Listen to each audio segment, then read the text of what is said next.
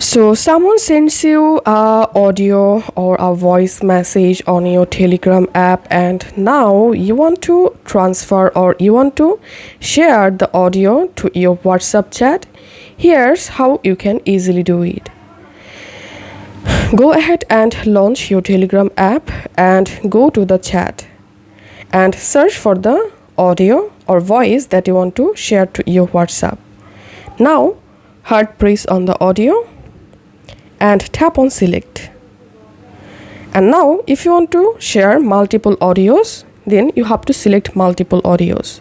Once done, tap on the share button, and here you will find bunch of different apps where you can easily share this Telegram audio.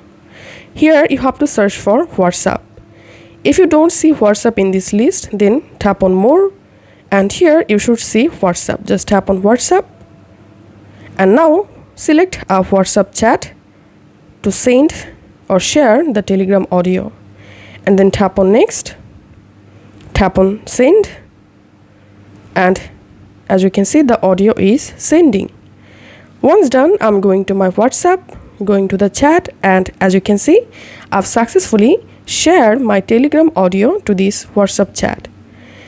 If this video helped you out, please leave a like and leave a comment down below.